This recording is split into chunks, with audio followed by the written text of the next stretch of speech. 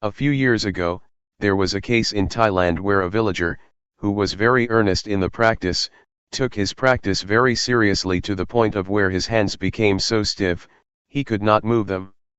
He did not show up for the morning chanting session which started around 4 o'clock, and I did not see him in the dining hall at breakfast time either. I wanted to see what happened, so I went to see him at his cottage after breakfast, and found him sitting with his hands stuck to his abdomen. Once he saw me, he asked for my help. He said that his hands had been stuck like that since 3 o'clock in the morning, and that it had already been 6 hours since he could not move. He said he asked for help, gave blessings to the sentient beings, but it did not help. I know that his mind was turned too far inward. So, I tried to speak with him to push his mind outward, to involve him in outward conversation. I had a conversation with him in order to let his mind out of that situation. I asked him, "How many children do you have?" He replied, 3. So I asked, "Do you miss your children?" He said, "Yes." "How are you planning to help your children when they grow up?" I asked. He started telling me his plan for helping his children. Unconsciously, his hands fell down, and he did not even realize it, still talking, replying to me. A few minutes later, he found that, his hands fell down. It happened because his mind became interested in something outside, his mind became balanced, and the problem of his hands was solved by itself. This is an example of how problems can be solved if we try to keep our minds in balance. So, please take advantage of whatever happens to you, whether it be distraction, tension, or repression. Do not feel it is useless. When you feel distraction, it is useful if you try to learn from it. You can learn a lot from whatever happens to you. So, make the best use of it. Do not feel bad when your mind is carried away by thoughts or feels scattered. It can reflect a lot about yourself and the nature of your mind if you pay attention to it. Take it easy, feel relaxed when you practice. For me, I have no problem sitting or walking for a long time without being tired, because I feel relaxed and I take it easy. Whatever happens to you, do not become fussy or frustrated. When you lose awareness, or when you become stuck in your thoughts or in your thinking process, do not be fussy about it. Just feel that it is all right and then come back to the awareness. With this kind of attitude you will feel comfortable, and will get through any kind of problem. You may face not only tension or frustration, but also drowsiness or anxiety. But if you take it easy with the effort, with the attempt to resist these tendencies, you will overcome all of them. Any questions? Question: You just mentioned that when you reflect you can understand more about yourself, but during the practice, aren't we supposed to not think and just be aware? Answer: Yes, at this time you need not to investigate. Just be aware of it, just see it, that is enough. You will finally understand the thoughts, so you need not investigate. Just being aware of them is enough. I would like to add that once you have a better understanding of yourself and your mind, you should be careful not to fall into the trap of knowledge. Just knowing that you know is enough. If you become excited with your knowledge, it can distract you or obstruct you from being aware of your body. Question: Does the knowledge obstruct because you are thinking too much? Answer: It is a trap. It obstructs the practice because when you know more and more you become fascinated by knowledge. When you know more and more, you tend to follow the flow of the knowledge and then you lose the practice of awareness. There is a possibility that insight will arise within your mind, wisdom, or insight into the nature of body and mind. You will have an understanding about wholesome, unwholesome, sin, and merit. You will understand the three common characteristics: impermanence, suffering, and no self. You will realize that you can be a monk in essence though you are a layperson. Some monks, after practicing and achieving such insight, exclaim that, "This is the first time that I feel as though I am a real monk. Just today I became a monk." Despite the fact that they had been ordained for many years, they felt that they were not monks until then. Question: someone else suggested that, and I have tried it a couple times. After you practice a long time, you feel very well and calm. That is a good time to think about what you want to do in the future, because your mind is very clear at that point. Answer: there is no problem if you know when to finish. There are some artists who use meditation to calm the mind in order to paint. But I would like to say that meditation is not only for work, or solving practical problems. You should aim beyond that, to remove suffering. We should use meditation for a higher purpose than solving the practical problems of daily life. Just keep this in mind so that we can make the most of it. Do not try to achieve anything. Do not try to achieve supernatural powers, or want to be better than other people, to compete with other people, or to have a special mystical power. Do not have such an attitude or it will obstruct the practice. I would like to give another example. One monk in Thailand had achieved a lot before his entrance to the monkhood. He was a member of parliament, he had achieved everything he wanted to achieve. So his mind was achievement-oriented, and when he became a monk, he still had this attitude. When he practiced, he tried to achieve spiritual power, he tried to attain insight, the higher wisdom. He drove himself to practice a lot until his mind became out of balance. When he met me, he asked me, "Do you see that my robe is full of lotus? I am not an ordinary monk now." I took this monk out of the temple and tried to help him become normal. I took him to see the flowers, the trees, talked to him and made him forget the practice for a while, so that he became relaxed and felt better. But do not worry that you will be like him. I can assure you that I will take you to the right path. If you stay firm in your awareness and don't expect anything more than awareness, you will be all right. Question: was he practicing with Luangpor or with someone else? Answer: with another master, he was just visiting the temple. After a brief chat, I knew that the monk had a problem. Question: it is interesting that this monk would trust Luangpor. If they do not trust, the problem cannot be solved. Answer: it has nothing to do with trust. Because if we have the means to solve the problem, we just talk with him personally, and if we know how to help him get out of the trap that he is falling into, then we can help. In fact, this problem can be solved by itself, but it takes time, probably 10 days if nobody helped him.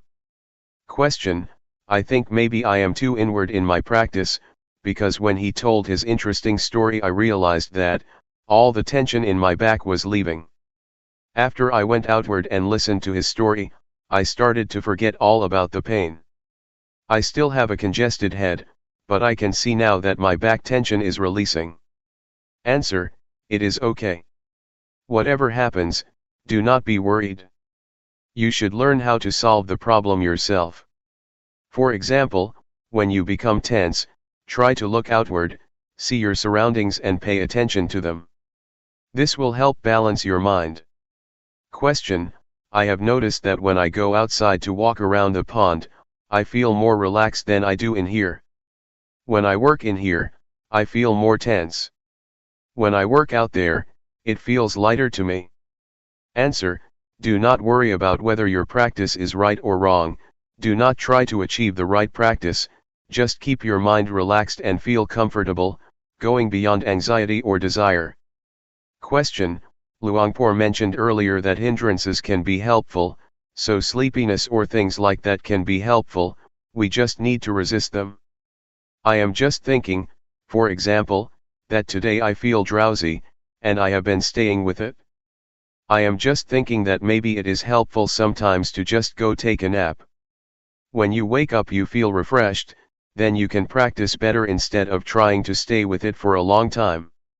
Answer: if your body needs rest or feels physically tired, taking a nap is alright. Even the Buddha suggested you do that if your body needs it. But we should not take a nap on every occasion, just special occasions. If you take a nap every time you feel drowsy, you will not go anywhere. Question: in Sati meditation, we use our body's movement as the object of meditation. While doing the practice, there are other sensations of the body taking place, such as the stomach growling, legs going numb or coughing, etc. Where do we place awareness? Answer: when you cough, do it mindfully. When you feel tense or when you feel tired or have physical pain, sometimes it is not good to resist it.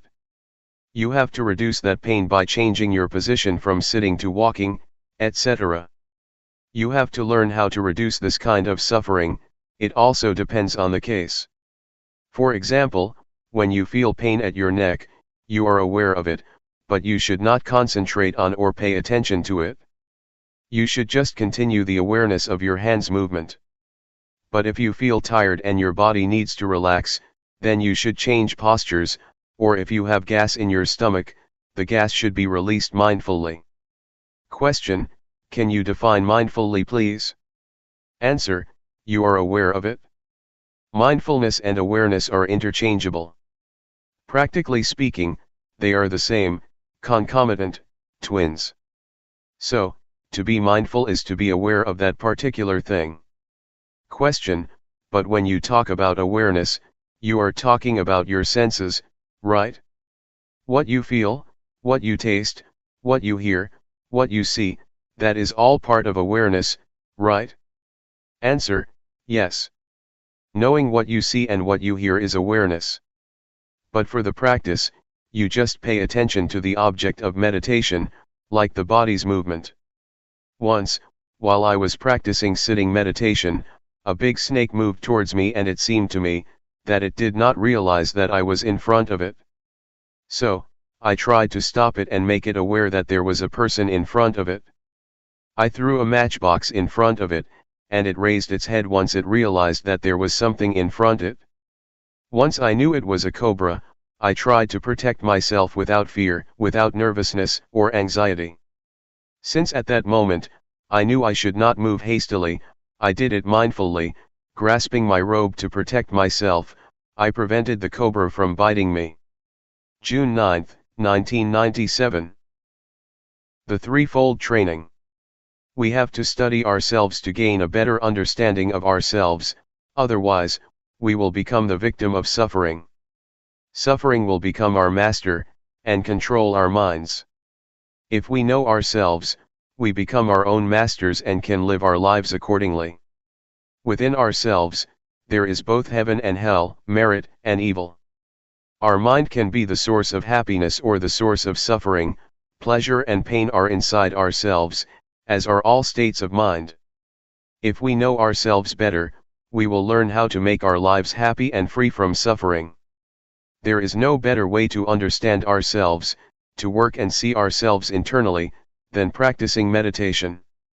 But normally people are not much interested in meditation.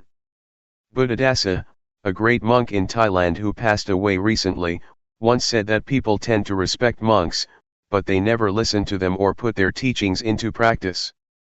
Mindfulness meditation is the shortcut to the heart of the nature of our minds and bodies. It will lead us straight to the core of reality, that is the body and mind. There is no way for us to gain a better understanding about mind than mindfulness meditation. Mindfulness helps us attain wisdom or insight into body and mind. It helps us to be clear and remove any doubts we may have about ourselves. During the practice, you may ask yourself, what am I doing? Why did I come here? What is the purpose of meditation? Will it work for me? Or you may ask yourself, is there heaven or hell? These are all questions that I asked myself 30 years ago when I was still a layman. When I met Luangpor Teean, my master, he persuaded me to practice with him. He said that, all of these questions will be answered if you practice with me. What we are doing here is trying to follow the path of the Buddha. The Buddha once said that all of us are subject to suffering. We have suffering in front of us. It has penetrated into the deepest core of our existence. Suffering dominates our lives, so we should be aware of it and try to find the way out of it. We come here to practice meditation in order to get rid of suffering. This method of practice enables us to see the reality of body and mind, to see how suffering is created. It is created from our attachments to body and mind. We are attached to anger or the many kinds of emotions, despite the fact that there is no real self in those emotions. That state of mind has no substantial reality. But we still cling to it, which leads to suffering. Mindfulness enables us to see clearly that our attachments create suffering and misery. It helps us see the body as it is, a combination of various factors. The fundamental elements that comprise the body are earth, fire, water, and wind. We can see clearly how these four fundamental elements make up the body. We can see clearly that the body is not self. There is no self in the body. It is just the combination of these four fundamental elements. Meditation will also enable us to see the nature and conditions of the body. All questions about the body will be solved and we will not have any questions anymore about it. The same goes for the mind. We will understand the mind with mindfulness. There are thousands of different mental activities of the mind mentioned in the Tripitaka, or the Buddhist canon. These can be understood by us, if our mindfulness is developed enough. During your practice, a lot of thoughts arise in your mind and you may often be disturbed by them. Once you know yourself clearly, you will see that suffering is caused by your attachment to thoughts and emotions. When we hear a noise, we react to it, we are attached to it, and we make judgments about it. The noise is good, the noise is bad.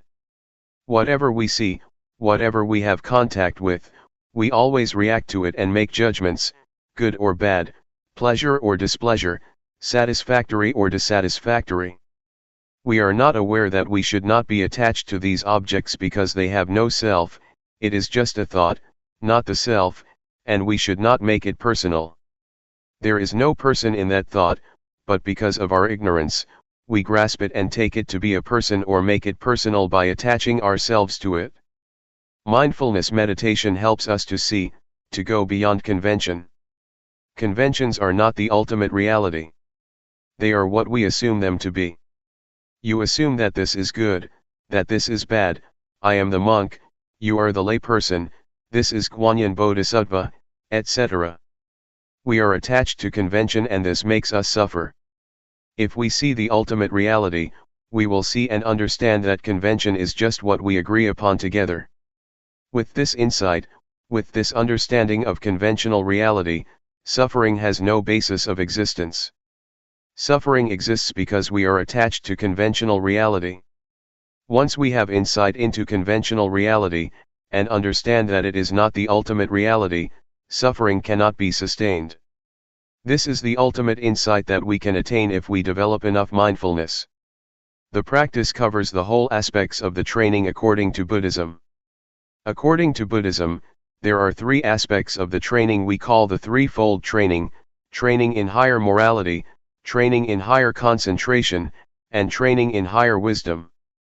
When you practice and develop awareness, the awareness will keep you moral, because if you have awareness, you will not be inclined or tempted to conduct evil. Awareness will enable you to be calm and have a peaceful mind. And, obviously, awareness will bring you to wisdom, to have insight into the nature of reality.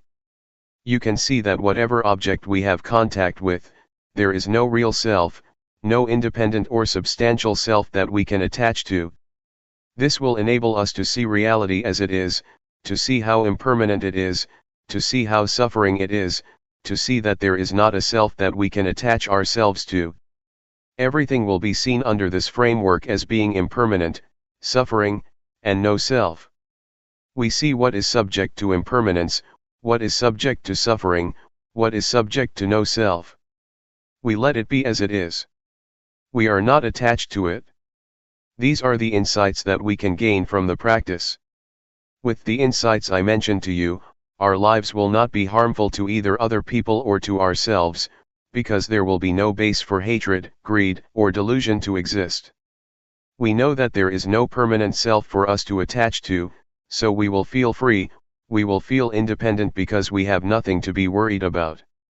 I can assure you that this practice is the way to the noble path, to a noble being, to a noble life. It will lead to the truth that can be shared by everybody, realized by everybody. It cannot be deceived or distorted because it is already inherent in all of us. There is a saying in Thailand that morality will bring us happiness, a peaceful life, and enlightenment. The morality that I mentioned can be achieved by being mindful, by cultivating mindfulness, and it can be assured by the practice that I suggest and instruct you in. Anyway, what I teach is from experience. What I say now may repeat what I said before. It may not flow vertically or continuously, but it is the experience that comes from my heart and can be shared by anybody who practices. Enlightenment means there is no self to suffer, the self vanishes, so there is no base for suffering to exist. We do not need to act out of desire for enlightenment.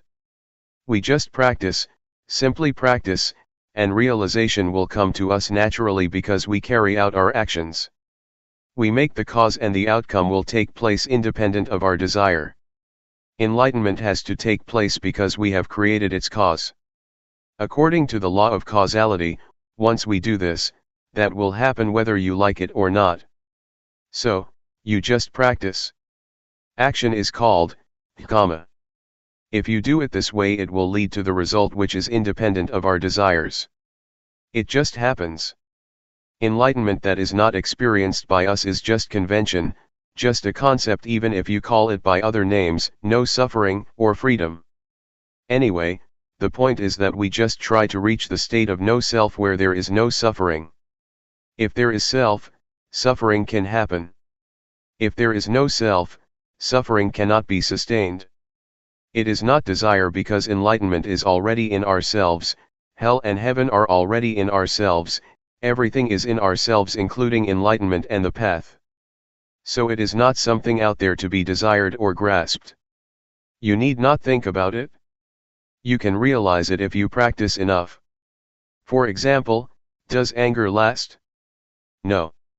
Have you ever acted out of anger? Yes. When you get angry and you fight back, anger fades away and is replaced by sympathy or guilt. So, you can see that anger has vanished and was transformed into other kinds of emotions. The same also applies to suffering. In fact, it does not last long unless we attach ourselves to it. If we are not attached to suffering, it will dissipate. This can happen if we have insight. Whatever we encounter, we will understand that it is impermanent, unsatisfactory, and no self. We will discard it easily without attaching to it. We let it go like garbage. There are many kinds of garbage: paper, plastic, recyclable or non-recyclable. We throw the garbage out according to its category. The same applies to whatever experiences we have. Once we make contact with any kind of object, we let it go.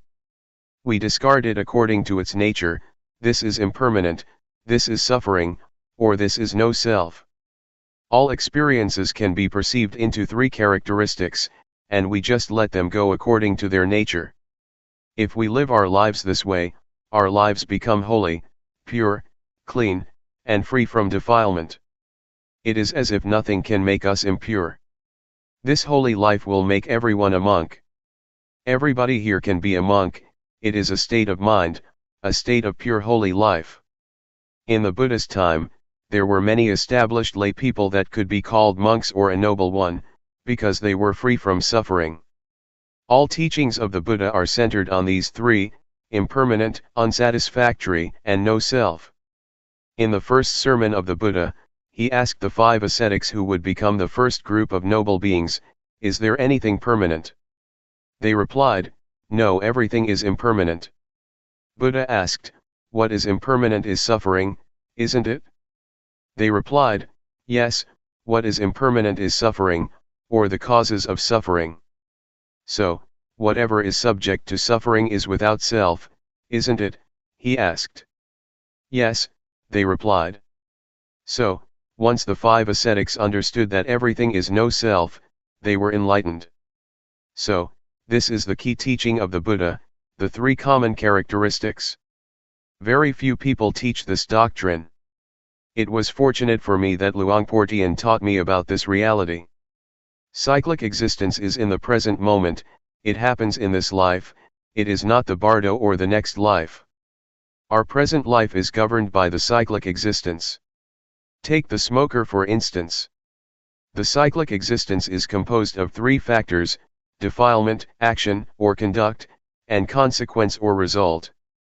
The smoker has a desire to smoke, and once they smoke there is addiction, and addiction leads to desire to smoke more, and it becomes a cycle: desire, smoke, addiction, desire, smoke, addiction.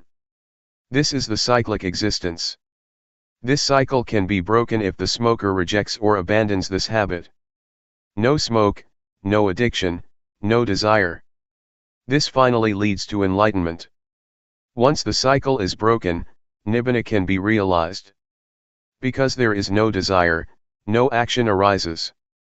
Once there is no action, no desire, and no addiction take place, everything becomes normal, becomes cool. Nibbana is the state of coolness. June 10, 1997. Seeing the mind. We are now following in the footsteps of the Buddha. What we are doing now is practicing what the Buddha instructed us in, that is training ourselves to be aware of body, feeling, thoughts, and mind objects. But we should learn how to do it properly, otherwise we may suffer because of the feelings, thoughts, or mind objects that arise. Our practice may be delayed or obstructed by a lot of things, such as thoughts. In fact, what we should do is just be aware of them, but sometimes we act upon them, and thus another kind of thoughts arises. It is a kind of dual or 2 layers of thoughts, we act upon creating more thoughts. It is not the primary thoughts that create suffering for us, but the secondary thoughts. This reaction or response to thoughts makes us unhappy and will delay our practice. So, please avoid reacting to thoughts, just be aware of them, and then let them go. In Thai, meditation practice is called Hapathibat. Hapatha means to return. What we are doing now is returning, bringing our minds back home. We tend to be driven by emotions, thoughts, feelings, and elemental conditions. They drive our minds away from home. So, we have to bring our minds back home. This means we have to resist, to go against the stream of habit, go against the stream of thoughts or emotions. Normally, we tend to follow our thoughts, but now we try to resist them, to go against habit, and return to awareness. Awareness is our home. We have to turn our minds back to awareness, to bring our minds back home. Awareness is the point of reference, it is like a pillar that we have to grasp firmly, in order to return and not be driven by any kind of mental conditions. Mindfulness meditation covers 2 kinds of meditation, namely, calmness meditation and insight meditation. The point is to be aware of the body and to be aware of the mind, to be aware of feelings, thoughts, and mind objects. It does not mean that you have to stop your thoughts, just see them, simply know them. When you think or when thoughts arise, just be aware of them, whenever thoughts arise, just be aware of them, no matter how often they arise. It does not matter if you have a lot of thoughts, but the point is that once one arises you are aware of it. If you have 100 thoughts, you should be aware of all 100 of them.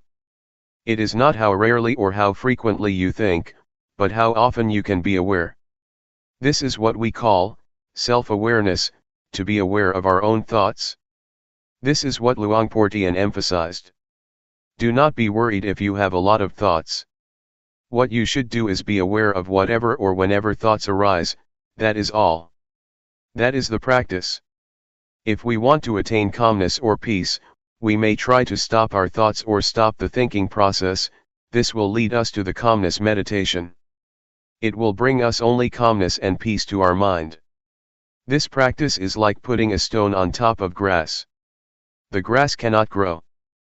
but once you move the stone, the grass will grow again. So, this kind of calmness meditation is beneficial only when you practice it. When you stop practicing it, your mind will be the same as before. So, we are not going to do that. What we are going to do is not to stop thinking but to be aware of it, to be familiar with our thoughts. The more we are aware of our thoughts, the more we are familiar with them. We will be so familiar with them that we can point our finger at them, and tell them that we will not be their victims again. We will not follow them again. This is what we are trying to do, to understand our thoughts clearly and directly, knowing that they are only the concocted or compounded beings that deceive us. But once we know this clearly, they cannot deceive us anymore, and we become their masters. We will understand that thoughts are not self, they are just the result of the concocting mind. Many practitioners or meditators may at one point be overwhelmed by various kinds of thoughts. It is like an army of thoughts is bombarding your mind. You may encounter this experience. You may feel bad, but if you keep being aware of whatever thoughts that arise, at a certain point you will suddenly become face to face with the thought. You will see clearly that it is not self, that it is not yours. The thought is there, but we do not make it personal anymore. It is not me and mine, it is not my thought, the thought is not me, it is out there, and we are not going to identify with it anymore.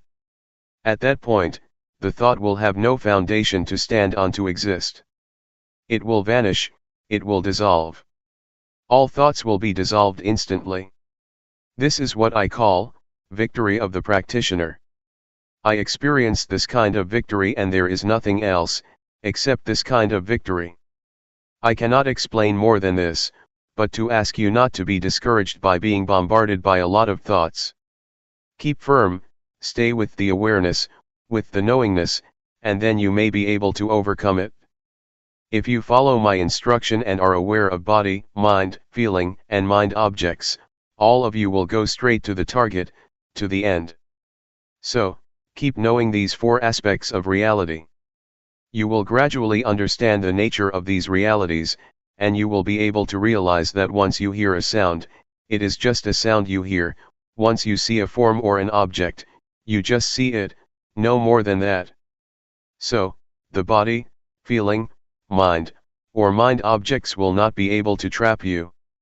You will not be subjected to their influence anymore, and you will be able to see these four aspects, these four kinds of realities, the way they are. There is no more than that. Take feeling, for example. If you are not aware of it, once one arises, it will not be just a feeling. It will be more than that. You will judge this feeling. Is it good? Is it bad? A lot of convention, a lot of values will come into play because you are not aware of the feelings. This is good, this is bad, this is desirable, this is undesirable. So, many kinds of values and judgments come into play, and there will be no end. The same is true of mind or thoughts. If you are not aware of them, you become judgmental and will go on, endlessly. So, just be aware of them and they will be finished, it will be ended. Feeling will be just feeling, emotions will be just emotions, and mind objects will just be mind objects, and no more than that if you are aware of them. So stay firm, stay only with awareness, and do not push yourself too hard. Just feel free and do not be worried.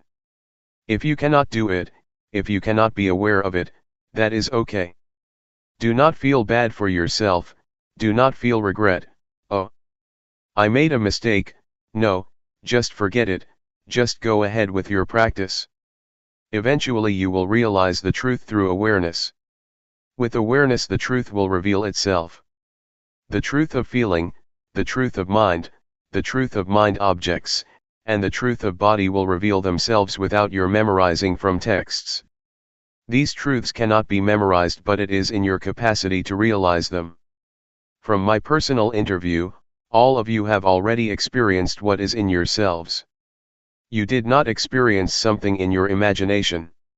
What you explained to me during the past few days is what you have experienced. It is inside yourselves, it is useful. Do not discard it. If you know how to see it properly, it may not be mindfulness that you wish for, but it is still useful for you to use it, for you to understand it. So, just try to learn from it, and it will give you insight or wisdom.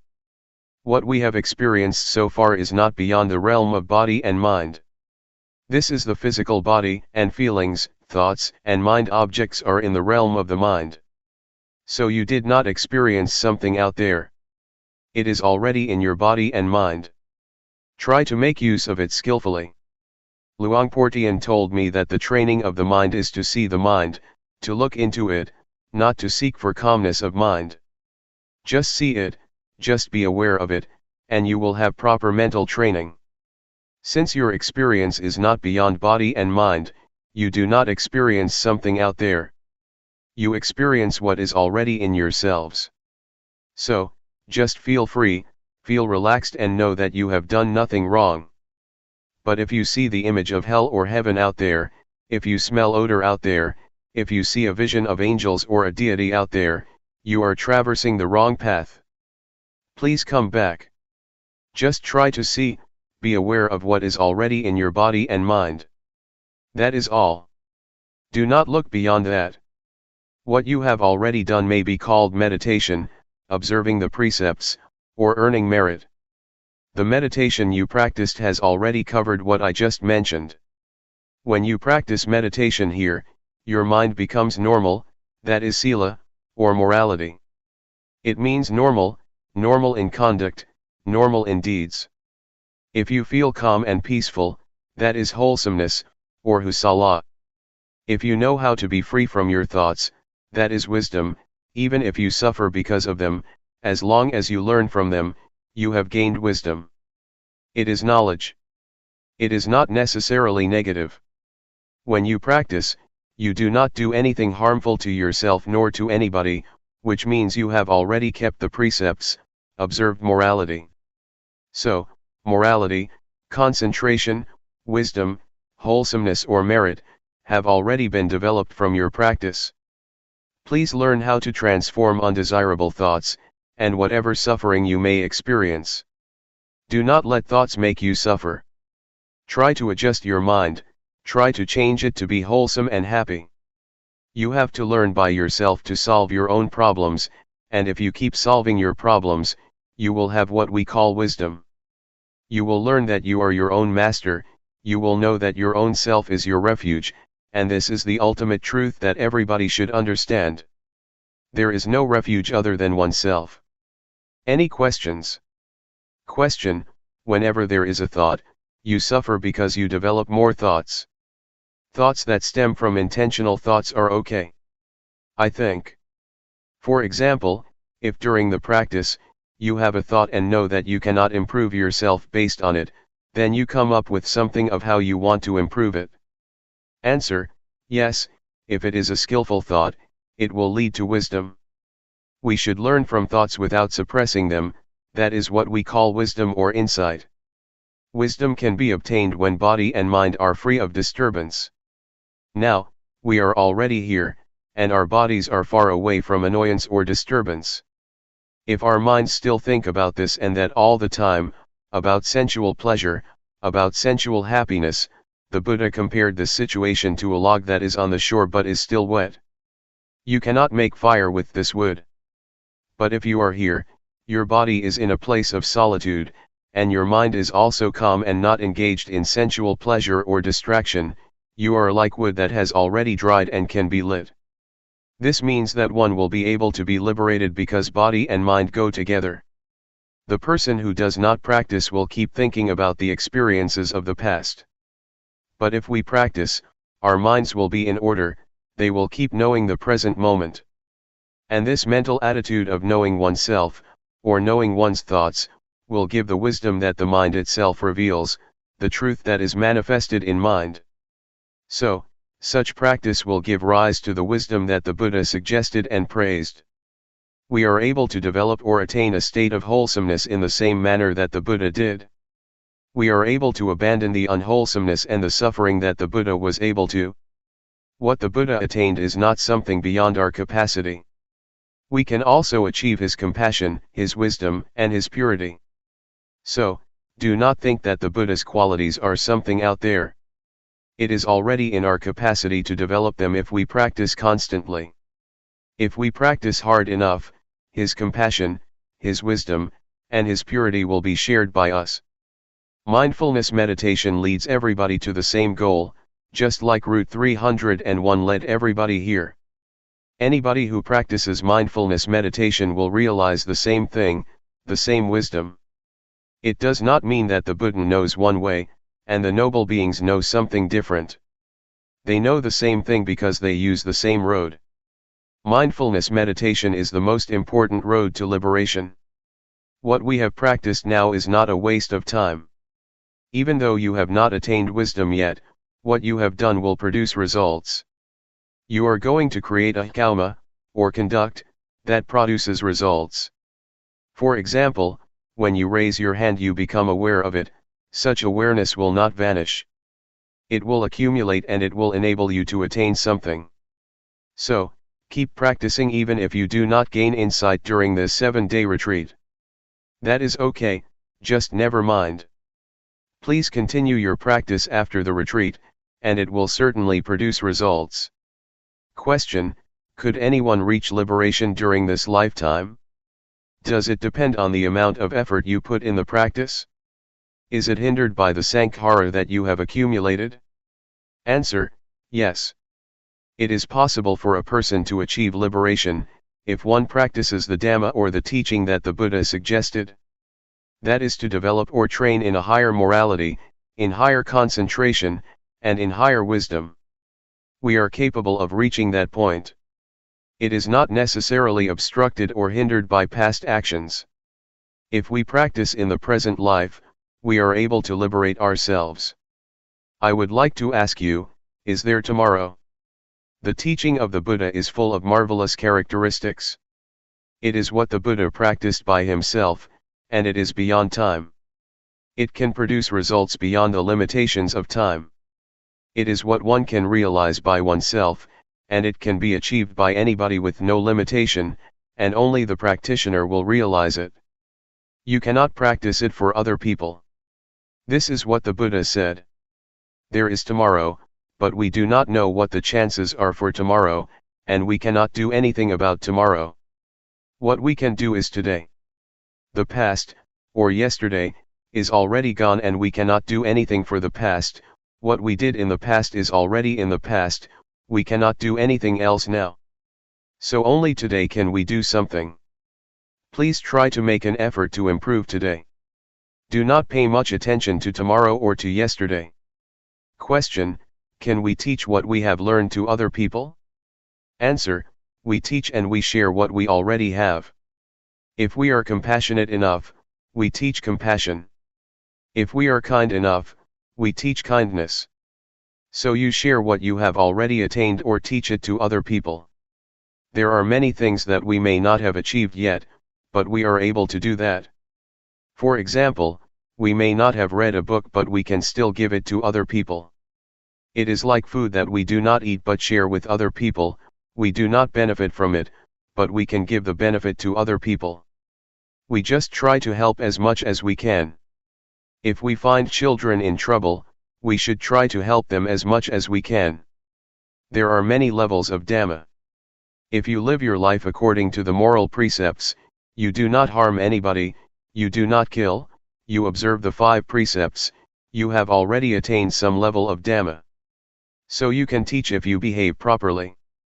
But for the higher levels of Dhamma, one has to attain some level of insight in order to teach other people, but in reality nobody can teach anyone, we can only teach ourselves. Question: I have a question on seeing thoughts.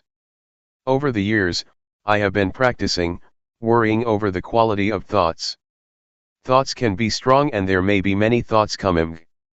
I am wondering, if, over time, as I keep practicing, will the nature of my thoughts change so they are not as strong, not as quick, or will you just see the thoughts and they will improve? Answer: yes. The unintentional thoughts or undesirable thoughts that cause suffering will change. Their nature will change if you keep looking at them, and at the same time you may be more adept at looking and seeing. Your capacity to look and the nature of thoughts will both change, and your unintentional thoughts will improve. Everything is subject to change, even hatred, greed, and delusion will change if there are sufficient factors to produce the change. It is the law of nature that everything is subject to change, because everything depends on various factors. Luangpor Teean once made an analogy of the state of enlightened mind. An enlightened mind will not hold on to or attach to sensual pleasure, or anything that causes suffering. You just let it pass, let go of it. But if you are an ordinary person, you just grasp this greed, hatred, or sensual pleasure. Even if this is the anger which causes suffering, we still grasp it, and we enjoy it, enjoy getting angry. So, this is the mind of general people who never practice, they cling to happiness and suffering. People do not turn away from suffering, they cling to it and do not let it go. I ran a summer camp. The small novices had a quarrel and wanted to fight with each other. I tried to keep them from kicking and striking each other, but they still wanted to punch each other. They wanted to preserve the anger, they clung to it and would not let it go. So, this is the state of ordinary minds, of ordinary people. When the eyes of the enlightened one make contact with a form, a visual object, to see is just to see, there is no clinging to the form or to the visual object, it just falls down and suffering cannot exist. There is no attachment to the eyes or to the mind.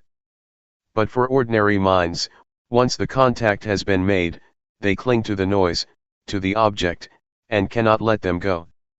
In fact, Luangpor Teean compares it to clay. If you throw it at a wall and it sticks, it is like an ordinary mind, you cannot let it go. You just think about it over and over, and you become happy or suffer. But for the enlightened mind, it is like dried soil, you throw it and it never sticks to the wall but just falls down. You just see it but nothing happens. Question: is appreciation of beauty a judgment? Answer: that this is beautiful or this is ugly is just convention. The mind of the enlightened one is like the leaf of the lotus that cannot be stained by water, not even a drop. The enlightened beings live in the world but cannot be stained or polluted by the world. They do not cling to the world. They are beyond the world, but they live in the world. The lotus grows out of the dirty mud, but it will never be polluted or stained by the mud. It is very beautiful. This is the mind of the enlightened one. Question: why is happiness a suffering? Is it because it is unstable? Answer: if it is general happiness, it is suffering because it is subject to change. It is just convention. But supreme happiness, liberation, or enlightenment, is different. No happiness is greater than enlightenment. June 12, 1997. Foundations of Mindfulness. Please pay attention. We have been following the instructions that the Buddha gave in the sutta called Satipatthana, or the sutta about the four foundations of mindfulness, which covers all human activities. Human lives or human ways of conduct can be divided into four: the realm of body, the realm of feeling, the realm of thought, and the realm of mind objects. There are a lot of details concerning these four aspects of a human being. Our bodies have experienced a lot of things, we have felt a lot of feelings, encountered various kinds of thoughts, and faced a lot of mind objects or mental impressions. No matter what happens to the body or to the physical form, with mindfulness we can understand the fundamental truth, or the fundamental nature that underlies the activities of the body. Mindfulness gives us insight into the nature of the body. The underlying nature, the fundamental law, that governs the physical realm is what we call the three common characteristics: impermanence, unsatisfactoriness, and no self. Feelings are also subject to the three common characteristics. Every kind of feeling, whether it results from contact with the eyes, with the ears, with the nose, with the tongue, with body, or with mind, is subject to these three common characteristics. Ultimately, feelings have no self. We cannot take them to be a self or a person.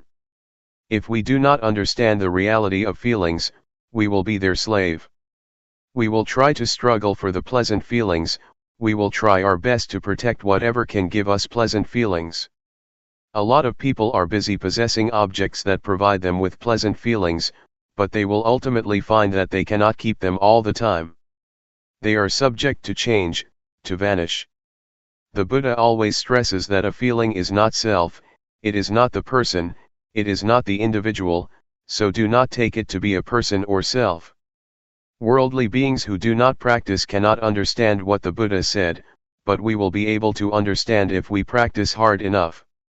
During the past few days we have been here, we may not have attained this insight yet, but it is within our capacity to see, to understand, and to have insight into the nature of feelings. We should understand mind or mental formations too. Thoughts, or mental impressions, are very important because if we are not aware of our thoughts they will give rise to anger, hatred, and delusion. They will give rise to pleasure, pain, sorrow, happiness, and a lot of conventions. Law, rules, regulations, and all sorts of things will come into play and your thoughts will proliferate without end. Thus we should learn to understand the thinking process. Can we see thoughts? Can we know the thoughts that arise in our minds? Do we follow the thoughts or do we just know them, just be aware of them? Do we suffer because of thoughts or do they make us happy? Can we see how thoughts are not self?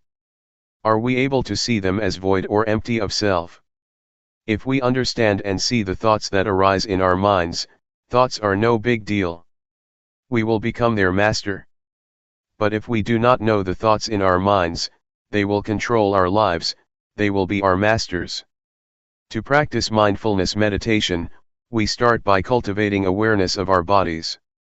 We start at this point and then we become aware of feelings.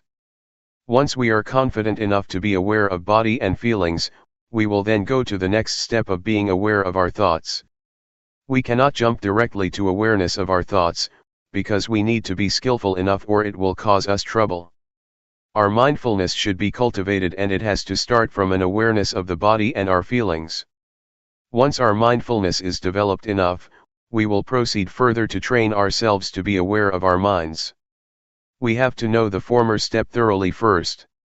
If we ignore the awareness of the body, and jump to the step of mental awareness, we will become easily lost in our thoughts. To handle our thoughts and mental impressions, we need to know their weak points.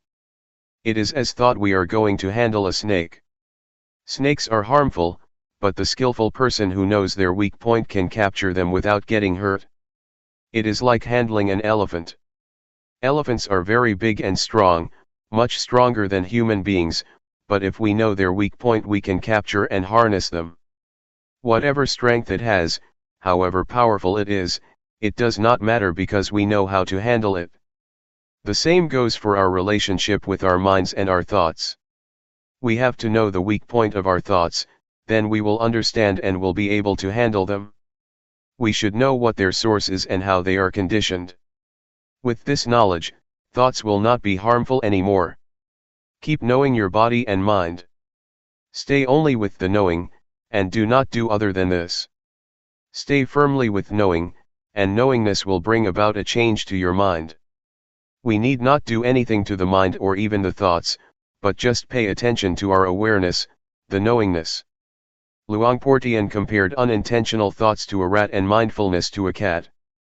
For ordinary people, the rat is very big while mindfulness is very small, the cat is very small.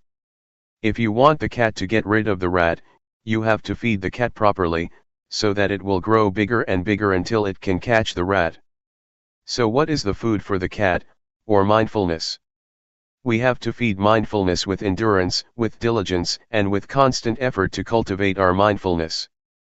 They will develop our mindfulness, and mindfulness will do its duty on its own, handling, replacing, or removing the thoughts from our minds.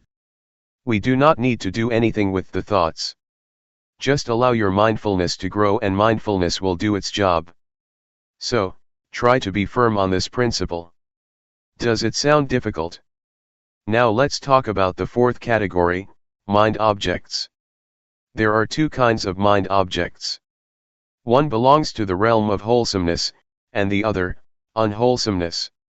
Wholesomeness will enable us to be skillful, to be wise, and to be intelligent. It keeps our minds normal, stable, and unmoved by pleasure or pain. The unwholesomeness mind object, the second kind of mind object, always brings trouble to us. It creates a lot of suffering, and it turns one's mind to hell, to be animal-like, or to be a ghost. So, this is what we should be aware of. If we understand these four aspects of reality, body, feeling, thoughts, and mind objects, we have already covered all aspects of a human being, and our study is completed. So try to be familiar with these four realms of our lives, and learn to cultivate awareness of body and mind, of thought and of mind objects. Once we finish such study, our minds will become the noble life, the life that is harmful neither to ourselves nor to other people. It is called noble. Noble means harmless. Do not become stuck in doubt, in uncertainty. I can assure you that all kinds of sufferings, defilement, and unwholesomeness are born out of our ignorance of the nature of body and mind, and strengthened by it. Once we have attained insight into body, feeling, mind, and mind objects, these four aspects, our lives should be liberated. What I have learned, and have not learned much, I learned about these four aspects of life or reality. And, Luangpor Teean did not teach much, he only taught these. Once I understand these, I no longer need the master. I no longer search for or seek any master. My study has been finished, my search finished, and now I do not need master anymore. Now I have no fear at all. I have confidence in myself because I do not teach for fame, for wealth, for material gain, or for any reward. I just want to help people to understand themselves, and to realize the truth. What I have said are just words, but it is not what I have memorized from any texts. I have not much learning, but what I share with you is from my direct experience, from my own realizations. That is why I am confident speaking and sharing with you. That is all. Please regard all of us as brothers and sisters. The Buddha is the father, Dhamma is the mother, and Sangha is the brothers and sisters. Question: how does one know it is time for him to tackle with thoughts? Answer: you are ready to see the thoughts once you can know a thought, when a thought arises and you are aware of it, and you are not dragged by thoughts. If you are still being dragged by thoughts, leave them behind and just pay attention to body and feeling. It is like learning a language. In the beginning, we have to learn from a teacher, and the teacher has to start from A, B, C, D. A, B, C, D, or the language, is still something out there, but once we internalize it, we become one with the language, and we are skillful enough to use the language. The same is true of the practice. We need to practice until we become confident enough, that it becomes our habit. When a thought arises, you are immediately aware of it, and can handle it properly. The more we are confident, the more we are able to handle or to control our minds. Finally, awareness will lead us out of suffering. If we still become lost in our thoughts and are still moved by them, still get happy or suffer because of them, it is not time yet. Anyway, for beginners, the first step of practice is not to keep knowing the thoughts. Please be aware of the body first. Once you are competent enough, it is okay to go ahead to the next step of mental awareness. Question: how do you get rid of drowsiness during the practice? Answer: it is natural to get drowsy. Everybody has to face this problem and overcome it. Otherwise, it will become an obstacle to the progress of meditation. Drowsiness is caused by the laziness of your mind. We should activate it. Try to give our mind a job to do. Pay attention to external things, so that it becomes activated again, or change your posture, or feel the vibration of your body. When I started the practice, I kept a bucket of water near me. When I felt drowsy, I used the water to wake me up. When it didn't work, I just put my head into the bucket to wake myself up. Do not close your eyes. Do not yawn, close your mouth and resist yawning. Make your movements stronger, smile, refresh yourself, and feel confident and courageous, defeat it and subdue it. There are 5 hindrances that obstruct us from making progress in our spiritual activities. The first one is drowsiness, the second is restlessness or agitation, the third is doubt, the fourth is sensual desire, and the last is ill will or hatred. Drowsiness is like indolence, restlessness is like mischief, naughty, or stubborn, doubt has a nature of no self-determination or no resolution. These are the 3 dominant qualities of the mind during our progress. What the Buddha said is already in ourselves, he taught our reality.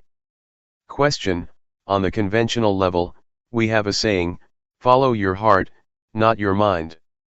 Answer: it is the wholesomeness in our mind and in our hearts that tell us what we should do. We should transform anger to compassion, suffering to happiness, and agitation to peacefulness. It is wisdom that tells us what to do. If we know this is good or this is bad, if we know this is harmful or this is not, we do what is good and unharmful. I do not know whether you call it heart or mind. Just follow it. Question: just follow it and act on it? So it will not create any cause and effect? Answer: oh, sure, if it is a good cause, if one is mindful, if it is not harmful to oneself and others, it is a good karma. If it is harmful to oneself and to others, that is a bad karma, a bad deed. Question: should we just follow the middle path, if we are not sure whether it is a good cause or not? Just sort of ignore it and not act upon it? Answer: don't worry whether it is from mind or from heart. If you know it is harmful, avoid it. If it is good, act on it. We do not know, and we do not have such an expression in Thai, at least not one that is popular among the Buddhist monks. We often follow the heart and create a lot of problems. It is a different cultural orientation. Question: how does mindfulness work? Answer: you will realize it after you see it very often. You will realize, oh, it is like this. It is a matter of how frequently you see it. Avoid thinking, analyzing, or reasoning.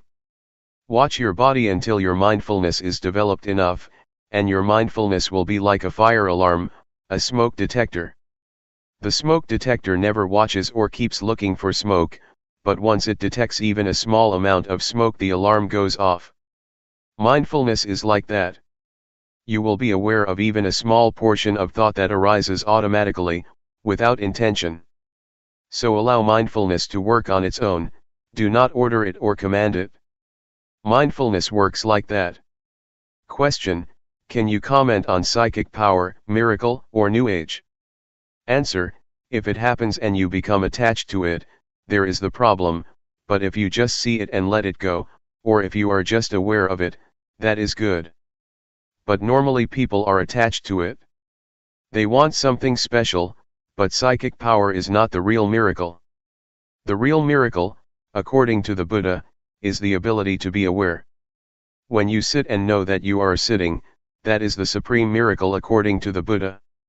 Psychic power is the result of concentration, not awareness. If you have strong concentration, then your mind becomes powerful. Monks or people who practice mindfulness meditation seldom attain this power, but it is a shortcut to enlightenment, because you are unlikely to be distracted by psychic power, so you go ahead. Otherwise, you see flowers, you see shopping centers, you make visits, and then progress is delayed, but the delay is enjoyable. As for New Age, do not pay attention to things out there. They are just technology. If you enjoy technology, such as computers, it may seem like progress to you and you may enjoy spending whole day with the computer. You are better in terms of power over technology, but you are not any wiser than other people. Technomania, the same mentality for those who are interested in psychic power in Buddhism, leads to suffering. June 13, 1997. Lifetime practice. We have already studied the sacred Buddhist texts, especially the text on the 4 foundations of mindfulness. We practice through our experience, which is in reality the sacred text that is already in ourselves. With our practice, We have investigated into the text, which is the experience in ourselves. We have investigated or trained ourselves to be aware of body, feeling, mind, or thoughts, and mind objects, the key points in this sacred Buddhist text. How can we see them? We see these four phenomena through mindfulness. With mindfulness, we are able to understand the reality of these four aspects. We have to cultivate mindfulness or awareness in order to see these four aspects of reality, otherwise, we cannot have understanding. We cannot know body, feeling, thoughts, and mind objects with intellect, nor through reasoning or analytical mind. The only way is to realize, to experience ourselves, then the realization will arise. We have explored the realms of the body, feelings, mind, and mind objects. In fact, there are many details in the realms of body, feeling, thoughts, and mind objects. The more we practice, the more we experience the reality of these four realms, the more we are familiar with the sacred Buddhist text. Keep trying. Keep practicing, so that you will be familiar with awareness, and gain an understanding of the nature of body and mind, of the condition of body, and of the activities of body and mind. You will achieve insight into body and mind, and will have a thorough understanding of body and mind. If you reach that point, you will have already finished the study of this text, this sutra, and you will be able to handle feelings properly. Feelings are everywhere, but I would like you to be stable like stones. Stones are here, stones are there, stones are everywhere, in Thailand, and in America. Stones are the symbol of stability, of constancy, of normality. So, if you handle feelings properly, and know not to be moved by whatever feeling it may be, or whatever feeling you may experience, your mind will be normal and constant, not getting high or low because of feelings, pleasant or unpleasant. If we do not know the nature of feelings clearly, we are going to be their servants. We will run after feelings, struggles for pleasant feelings, and run away from unpleasant ones. Feelings, especially pleasant feelings, can lead to war. They bring a lot of consequences. Our lives will be dependent on pursuing pleasant feelings. That is why suffering arises. So, please understand feelings properly. Everyone has body and mind, and we have to stay with body and mind. We also all share the same feelings and mental impressions. They are present in all of us. If we understand body, mind, feelings, mental impressions, and mind objects, we will understand each other. We will realize that everybody is one, the same. So this sacred text can be applied universally. The Buddha has already laid out the formula to understand human beings, to understand ourselves. So, please try to learn this sutra, this text, through our practice in cultivating awareness and mindfulness. If we know this reality thoroughly, completely, our search for the meaning of life is complete. We have already graduated, there will be no need to study anymore. We get high or low, depressed or happy, feel pleasure or pain. We are up and down because of feelings or emotions, because we take them to be substantial, to be a person. We make them personal because we do not understand the real nature of these mental impressions. Somebody may feel, during the practice, that they are tired. But if you understand mental impressions clearly, you would rather say, tiredness is present in me, not, I am tired. We do not take tiredness to be ourselves or to be a person. So please develop an observer in your mind, within yourself. Just see the feeling, acknowledge it, notice it, don't identify with it, and you will learn how to be free of it. So, keep looking into yourself, keep observing, keep seeing, and you will be free, will see, will understand its real nature. If you see it frequently, the truth of body and mind will reveal itself for us to see. Actually, the truth reveals itself at every moment, but since we do not know how to see it, we miss it. There are a lot of consequences of not understanding the truth of body and mind. Defilement, anger, hatred, delusion, selfishness, and suffering, are all results of our inability to see body and mind properly. So, it is very important to learn seeing body and mind, to be aware of body and mind. Thought, or the thinking process, influences our speech and our conduct. Thus produces a lot of consequences and affect people in various ways, from one person to another, forming chain reactions. So, simply put, thoughts can produce a lot of consequences. But if we see the thoughts and understand their nature, they will not have as much influence or consequences. Unintentional thoughts cannot last if you see them. If you are aware of them, they are not substantial. Once we are aware of them, they just fade away, so do not think they are substantial. Just be aware of them. They cannot produce consequences. A thought has no end, it is always concocting reality.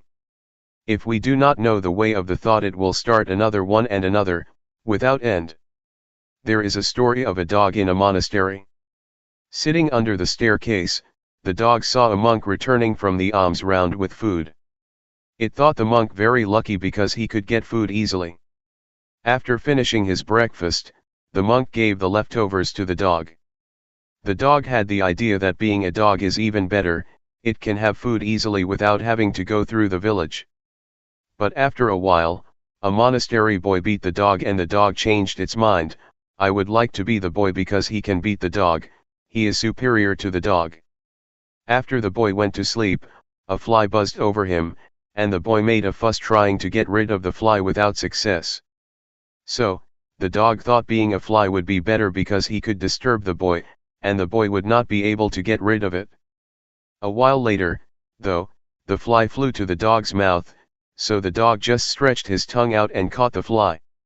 He finally realized that to be a dog is better because he could overcome the fly.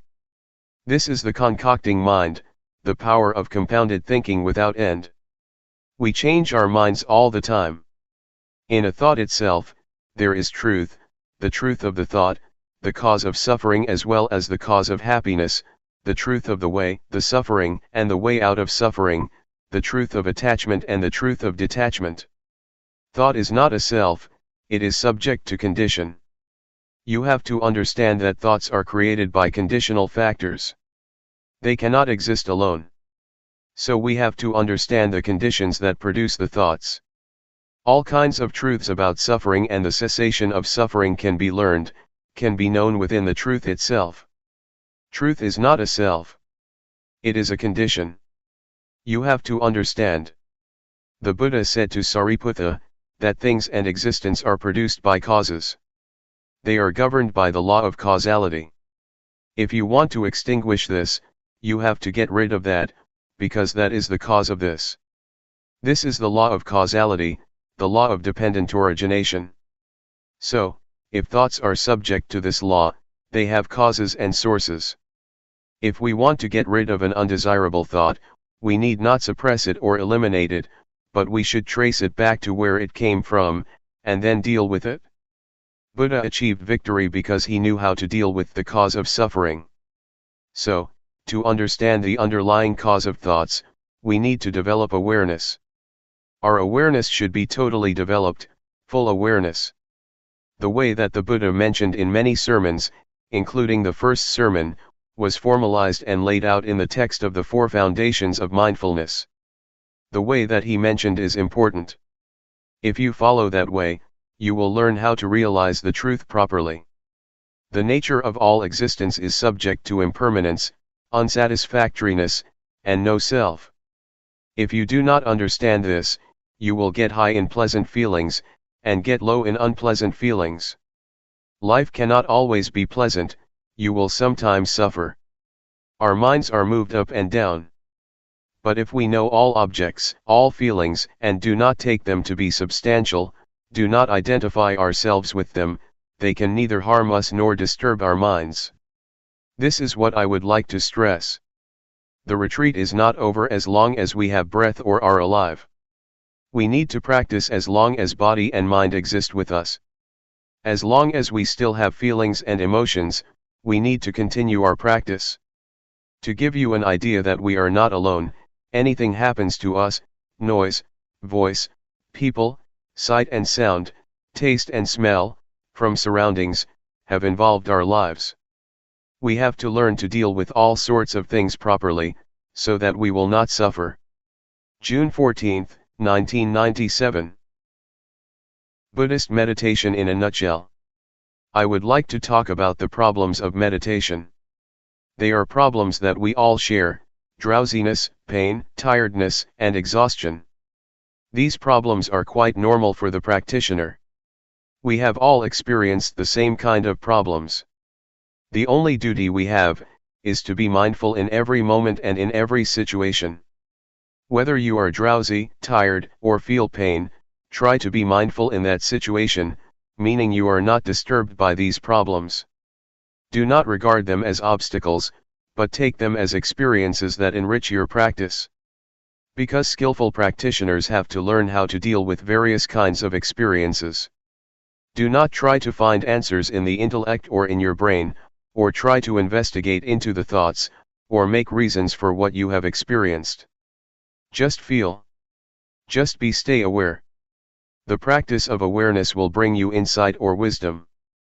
It is the wisdom that is not the result of intellect or rationalization, but of repeated practice. This kind of wisdom enables you to understand the nature of reality. And the practitioner who concentrates on this kind of practice will obtain wisdom in return. This is what we call wisdom resulting from practice, not from intellect or from memorization. There are 4 kinds of objects that you should be aware of. The first is the body. The second is the feeling or sensation: coldness, heat, happiness, suffering. These are all in the realm of sensation. The third is thoughts, and the fourth kind of object is what we call mind objects. Mind objects mean the states of the mind or mental qualities. They include 5 hindrances: sensual desire, ill will, sloth, anxiety and doubt, and 7 factors of enlightenment: mindfulness, truth investigation, effort, zest, calmness, concentration and equanimity. Be it a wholesome or unwholesome object, just be aware of it. So train yourself to be aware of these 4 objects over and over. If you are not mindful, the body will bring you suffering and a lot of problems, feelings will create a lot of problems for you, as will thoughts and mind objects. So, it is crucial for us to be mindful with respect to body, feelings, mind, and the mind object. And this will give you insight. The more you are aware, the closer you are to insight. That is why we call this practice insight meditation, the meditation that brings you insight. The first level of the enlightened one is called Sotapanna. It means one who has entered the stream of enlightenment. The first level of the enlightened one is one who is free from or lets go of the first 3 fetters. The first one is a false view of person or false view of self. It means the view that this body belongs to me. This body is me, this body is myself. You take this body as me or mine, or take me as being in the body, or take body as being in myself. You take this body as substantial. But, if you attain insight into body and mind from this method of meditation, you can liberate yourself from this false view of self. The second fetter is uncertainty, skeptical doubt. Once you have realized the true nature of body and mind, you achieve insight or wisdom, and you have no doubts about the practice or about the proper way of meditating. The third fetter is attachment to form, to rituals, to legalities, or to the rules. This practice is good, is correct; that practice is not good, not correct. This rule is okay, that rule is not okay. This etiquette is good, that etiquette is bad. These are what we call attachment to the rules and rituals. If we see the true nature of all things clearly and achieve insight of the true nature of all things, we will be able to go beyond this concept of right or wrong. The objective of insight meditation is not to gain psychic power of telepathy, to penetrate anyone's mind, to fly in the air, or to go underground. Those are not the objects of meditation. The objective of Buddhist meditation is to have total awareness of body, of feelings, of mind, and of mind objects. Such awareness will give rise to insight. The first step of insight is the insight into body and mind. With this insight you know without doubt what body is, what mind is, what the nature of body is, what the nature of mind is, what the disease of body is, what the disease of mind is, what causes suffering to the body, what causes suffering to the mind. This is the insight into body and mind. And once you achieve this insight, your practice will go on to the next step of the practice, learning to be aware of thoughts. In the beginning, as I suggested a few days ago, you should just be aware of your body. Do not mind your thoughts. Just leave whatever thoughts arise behind. But once you get insight into body and mind, you have to practice the second stage of being aware of your thoughts. Yet, to be aware of your thoughts does not mean that you have to investigate them. Just see them, register them, and then turn your attention to the practice of body movement. Do not bargain or negotiate with your thoughts, not try to find the motive or reason behind them, do not ask yourself why you have such thoughts, why your thoughts are unwholesome. Not at all. Just be aware of them and come back to the practice. From this second step of practice, another kind of insight will take place. With this insight, you can go straight. The truth will reveal itself and you will see things clearly without using analytical thinking. You just see it and understand it. So, it is as if you go straight without interruption. Once you achieve a certain kind of insight, you will be able to look back and see what you have already passed. I would compare it with my walk here from the pond. I just go straight from the pond to this hall, and when I turn back I can clearly see everything that I have passed. This is the state of the mind that gets you insight. Is it difficult to understand? This practice, which develops mindfulness, is the practice that includes all kinds of training. In Buddhism we have three kinds of training. We call it threefold training: training in higher morality, training in higher concentration, training in higher wisdom. With this practice you will go through the threefold training because with mindfulness you observe morality, mindfulness also gives rise to concentration, and later wisdom arises from the practice. Once you achieve the insight that I mentioned, you will have no doubts about evil or goodness, and you will have no doubt about religion, what Buddhism is. You will have no doubts because it is clear to you, and there is no need to ask yourself what you have achieved. It is as if you take breakfast or lunch. Once you are full, you know you are full. You do not need more food. It is a realization nobody needs to confirm for you. You can confirm it for yourself. It is all right or good for you to experience drowsiness, frustration, and anxiety, because they help you learn. They come for you to see them, and the more you see them the more you will understand, just as the more often I see you the more I know you. I cannot mistake anybody for you. Once these mental qualities appear to you, do not be lost in them. Try to see them, do not identify with them, but see them, observe them. And the more you see them, the less likely they are to disturb you. They will gradually fade away. July 8, 1997. Insight Meditation. It's time to give a talk to complement your practice. We are practicing meditation to develop mindfulness, according to the system that the Buddha developed. This system of practice was not invented by Luangpor Teean or by anybody else, but was developed thousands of years ago by the Buddha.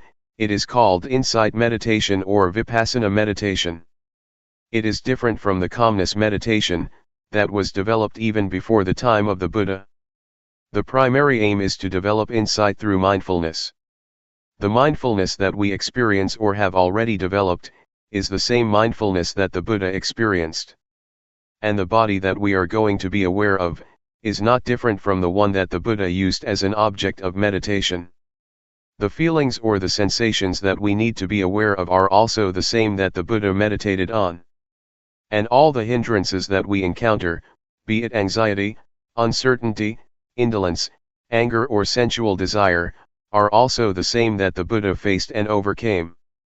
So, what we do is not far from what the Buddha did or experienced. There are two objects that we have to be aware of, body and mind. That which moves is body. The hand's movement is the body's movement. That which receives sense impressions or that which think is the mind. The primary objective is to enable us to be aware of the body in the beginning. This practice enables us to be aware of every moment, every movement we make, either in our daily lives or in the formal practice as we are doing now. Sometimes we take this body as mine. We take our thoughts to be my thoughts, to be myself, or to belong to myself. These are misperceptions, or false views. We should take the body as body, mind as the mind, and nothing beyond that. The body follows the laws of nature. It has its own nature. The body is also subject to change. It has feelings. Do not take feelings or physical sensations as self or as substantial. They are just the condition of the body, just the feeling of the body. The same applies to the mind. There are many kinds of mental states: anger, drowsiness, anxiety, happiness, suffering, etc. These are not the real nature of the mind. They are just the activities of the mind or the conditions of the mind. The nature of the mind itself is peaceful and radiant. Again, do not take the negative emotions as the nature of mind. They are just the conditions of the mind. Please differentiate between these two aspects, nature and conditions or activities. If you have this understanding, the understanding of the nature and conditions of body and mind, you have already achieved insight into the reality of body and mind. When we develop mindfulness, it enables us to see and to be aware of body as body, feeling as feeling, mind as mind, and do not take them to be selves, to be ourselves, to be me, or to be mine. When anger, anxiety, or suffering arises, please see them as they really are. Recognize that suffering is present in me, but I am not suffering. Anger is present in me, but I am not angry. Drowsiness arises in me, but I am not drowsy. Try to see or to be aware like this. Do not take any emotion as yourself or belonging to you.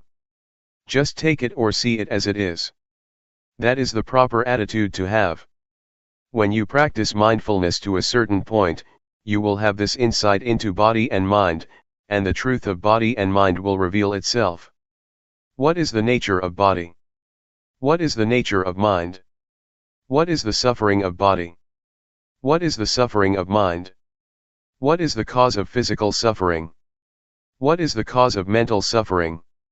These are the truths that will reveal themselves when you attain a certain level of insight, and these will reduce your suffering. You have to look. You have to be aware. Then, insight will occur. If you are lost in thoughts or emotions, you cannot see, cannot understand the nature of mind. If you take this body as self or as belonging to you, you will not be able to understand the real nature of your body.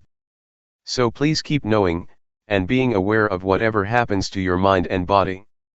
Do not identify yourself with thoughts, feelings, or emotions. Just see them. When you are aware, you will realize that the mind is impermanent, it is subject to suffering, and it is not self. The same goes for the body. The body is impermanent, it is subject to suffering, and it is not self. These are the insights, the results of awareness. Can you understand? The noise disturbs us, but sound is just sound. Do not bother with it.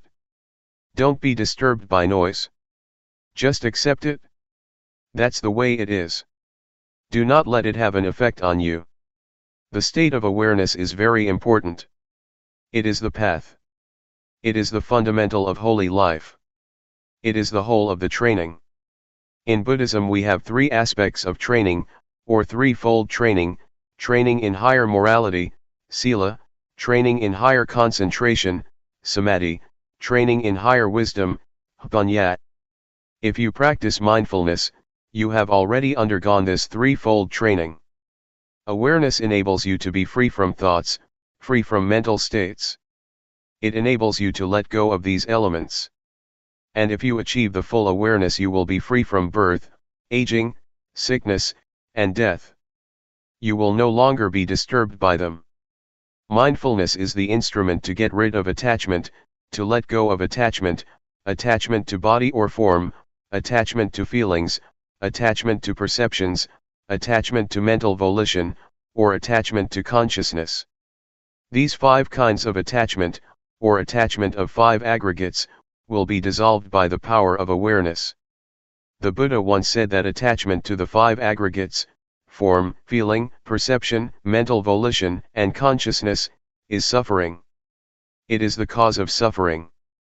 So if you are able to let go of the attachment to the 5 aggregates, suffering cannot exist. That's why the Buddha calls it the supreme victory, the victory of letting go of these attachments.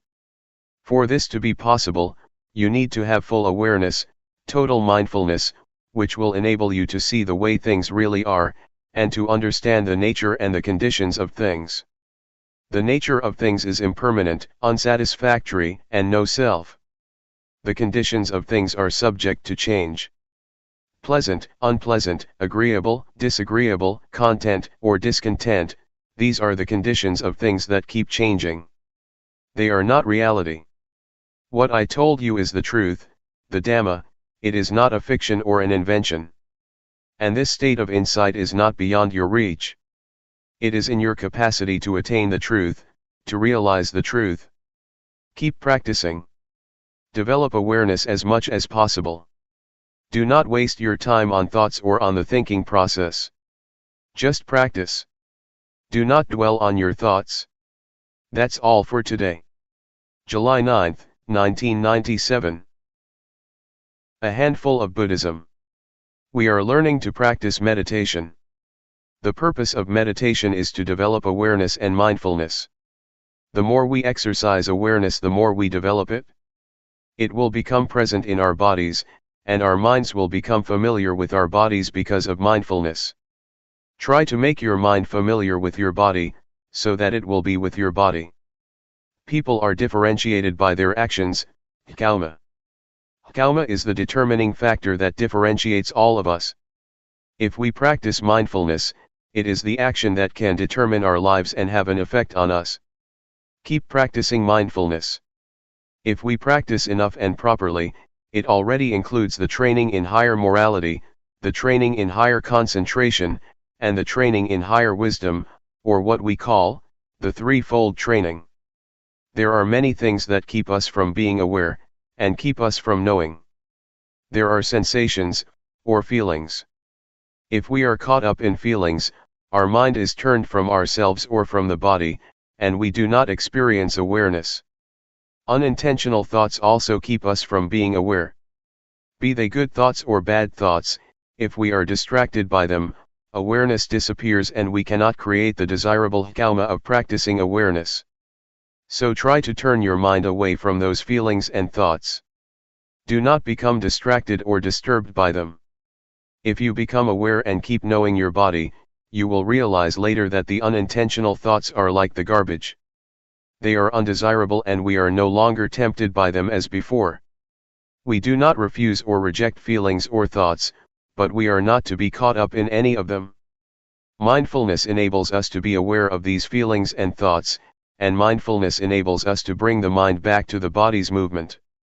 We keep knowing, keep being aware, and keep returning our attention to our bodies, rather than being lost in our feelings, emotions, or thoughts. These will give rise to insight. We will see clearly that the unintentional thoughts are garbage that cannot trick us anymore. Formerly we may have enjoyed thinking the thoughts, falling into them, getting caught up in them. But once we see them as garbage, we feel ashamed of ourselves, and we no longer want to bother with them. This is the insight that you can achieve from thoughts themselves. They give you this lesson. When thoughts arise, just be aware of them. And I myself, as I told you yesterday, have been caught up in thoughts for many years, never aware of how they determined my life. But one day I was suddenly aware, I suddenly understood. I suddenly bumped into a thought, saw it face to face, and finally overcame it. My thoughts could not tempt me or trick me anymore.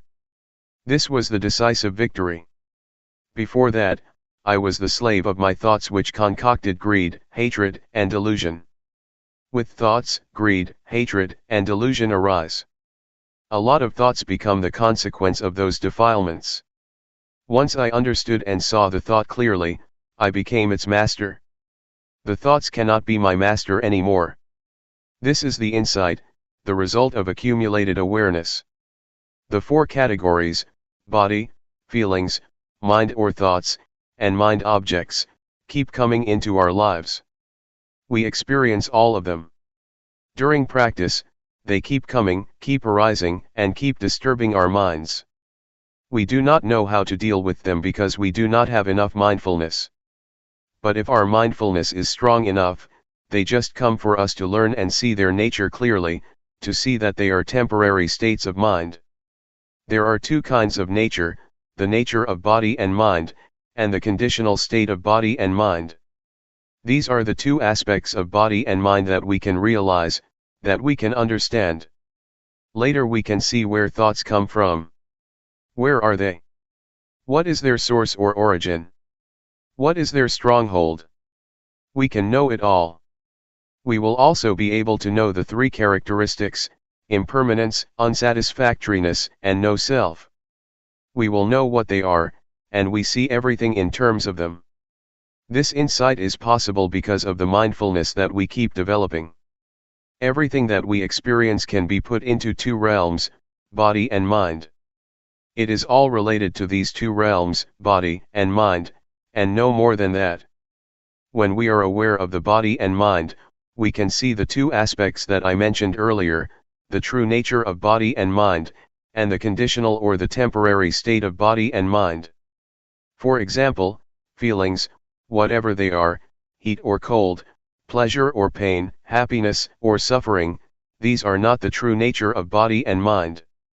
They are just the temporary states or conditions that keep changing. This reality or insight will reveal itself. These are the insights that keep coming to the mind. Be attentive to your practice. Do not bother with the practice of other people, looking to see how they practice, or how long they practice, or how well they practice. Don't worry about whether you yourself are practicing rightly or wrongly. Just keep knowing. Just maintain awareness. Just stay mindful. All your problems will be solved on their own. After you have progressed to a certain extent, you will find that many problems just disappear on their own, like drowsiness or scattered thoughts, etc. Mindfulness is the only fundamental of the practice.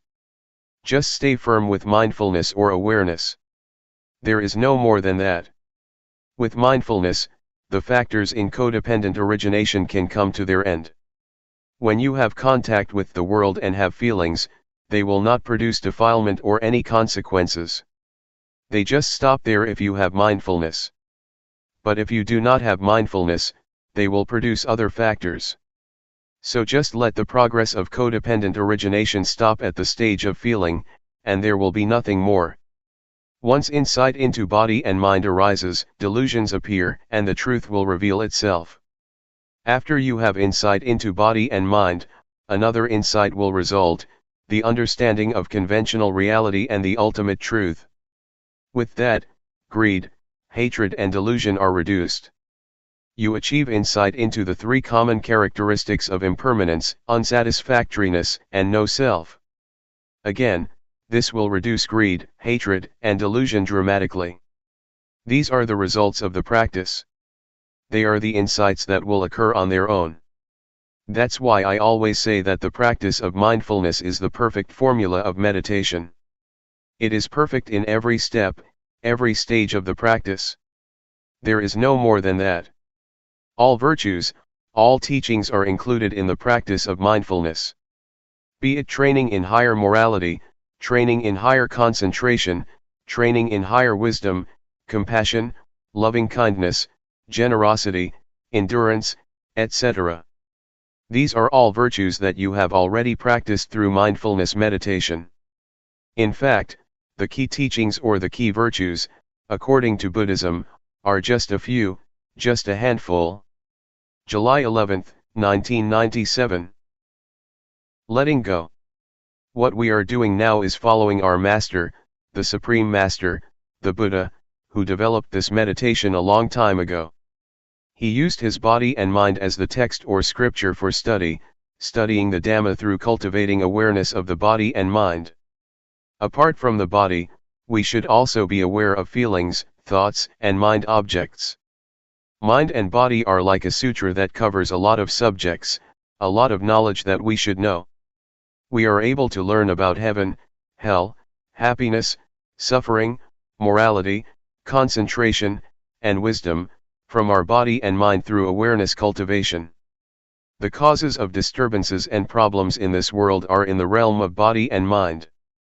On the other hand, the cause of peacefulness and happiness can also be found in the realm of body and mind.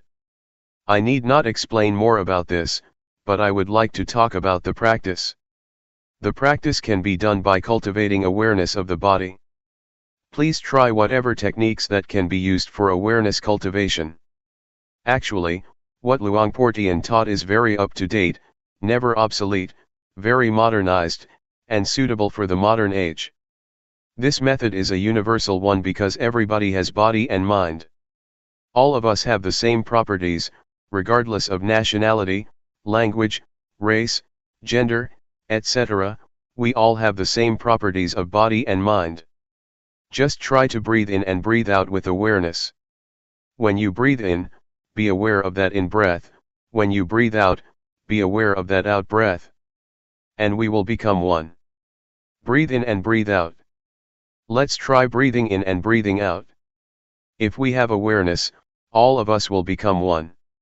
Otherwise, we are different people, behaving differently in our own way. Awareness, mindfulness, or the breath, are all things we already have, so they are not difficult to practice. The awareness of breath and the awareness of the body's movement are the same. So how can we achieve awareness? Nothing can keep us from cultivating awareness. The only factor is ourselves. If we practice, awareness can be developed, it depends on us.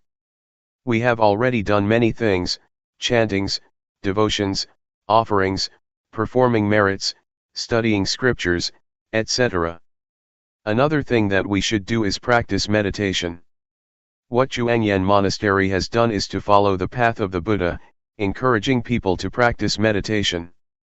Although not many people are interested, it is a good activity. Other Buddhist practices such as offering food to the monks, offering materials to the temples, observing the precepts, or studying the texts, are not lacking in society. What we lack is awareness. We have problems regarding the body and mind. We suffer because of body and mind. Greed, hatred, and delusion arise because we do not know how to deal with body and mind properly. For example, delusion occurs when the eyes or ears make contact with a sight or sound, and we are not aware. When you have awareness, forgetfulness and delusion just disappear. They are opposites. When awareness arises, the forgetfulness cannot stand. It just disappears. I would like to ask all of us, which, up till now in our lives, has been more powerful, awareness or forgetfulness? It is not difficult for awareness to arise if we start counting on ourselves.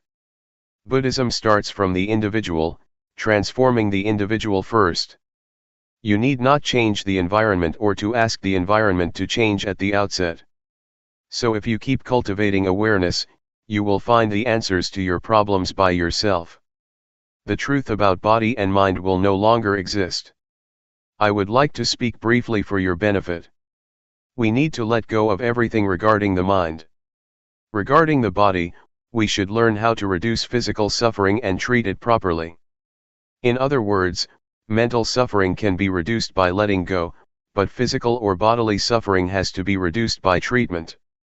For instance, when it is hot you have to stay in the shelter and so on, because it is the physical suffering, but if it is mental suffering, you have to let it go. I would just like to encourage you to practice. This temple is a suitable place for teaching and practicing meditation. I like this place very much. We can practice or walk without mosquitoes.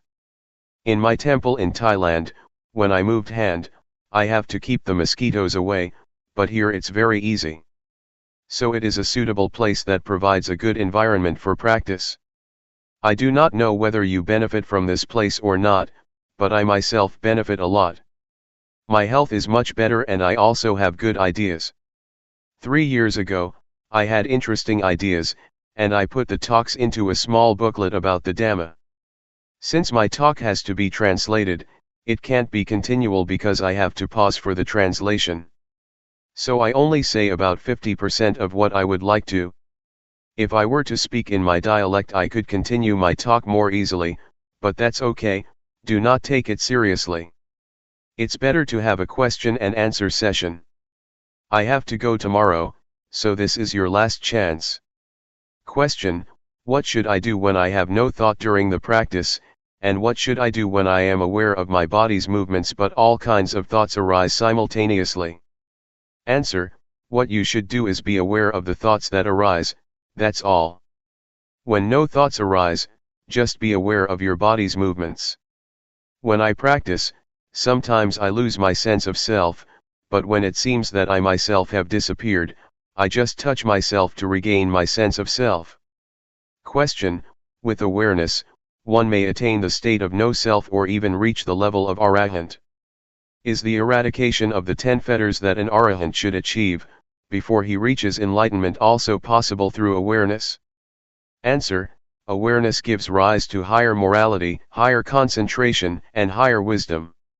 So, the threefold training is already incorporated in the act of awareness. It depends on how much awareness we have. If the awareness is strong, it can get rid of the fetters one by one. So it depends on how strong the awareness is. The more powerful it is, the more likely it is that it can overcome or dissolve the fetters. Question: how do we enhance the changing conditions of our bodies and minds with awareness during our practice? For instance, what do we do if the mind becomes neutral? Answer: a neutral state of the mind means that the mind is ready to be happy or suffer. Just be aware of that neutral state. If it transforms into a pleasant feeling, just be aware of it. If it becomes an unpleasant feeling, just be aware of it. At the same time, if there is no thought, just recognize that there is no thought. When a thought arises, just be aware of it. You need not do anything with your mind or make it move from that state. Just practice and be aware of your body's movements, that's all. Question: is there any difference between the awareness that we are developing, and the awareness of the Buddha? Answer: they are the same. If you develop awareness to a certain point, your mind will be at the level of sustained observance, constant awareness. It is a sustained awareness, keep seeing and keep knowing all the time. This state of sustained awareness will include morality, concentration, and wisdom, and it will also enable you to see the cause of suffering. This state of awareness will lead to the cessation of suffering. So, this is the state of Buddhahood. The awareness of the Buddha is the awareness that enabled him to see the Four Noble Truths: suffering, the cause of suffering, the cessation of suffering, and the path to the cessation of suffering. If you achieve the state of sustained awareness, the practice is over, you have already reached the end of the practice. I would like to encourage you to practice and train yourself to deal with mind and body properly. For example, when anger arises in your mind, just know it. Just be aware of it. Do not become lost in it or identify with it. The same applies to sufferings and even happiness. Just see it, be aware of it, do not get caught up in it. This will enable you to transcend the world. You will still live in the world and interact with people, but you will be above the influence of the world. Question: is it alright to use wisdom to penetrate greed that comes on very strong and repeatedly, instead of just being aware of it as Luangpor suggested? Answer: it is alright for you to penetrate it like that. In fact, awareness itself can be transformed into an act of penetration. If you penetrate, you can see how impermanent, unsatisfactory, and selfless greed is. Yes, it is alright. Greed is the desire to have more. If you work and get $7 an hour, you want more, $10 or $15. That is greed. But if you work and get money in return, say $7, and just concentrate on the work you do, that is not greed. Greed is a desire that arises in the mind, not the act of working to earn your living. July 12, 1997. An outline of the insight. I am just repeating an old story, because this is the old path that the Buddha walked a long time ago. It is the single path, the supreme path, that we should walk for our well-being. That which finds the path is mindfulness. Mindfulness will tell you the right path. It is the mental eye that sheds light for you while you are traveling on the path, and it will tell you whether you are walking on the right path. In fact, mindfulness is not out of the realm of body and mind. The more we are aware, the more we are able to understand the body and mind. After we are aware of the body and mind over and over, we will have insight into them. Previously, you took body and mind as yourself, as belonging to you, but once you have insight into body and mind, you see them as they really are. We use mindfulness or awareness as the eyes for us, to look into the body and mind, and the truth will manifest itself.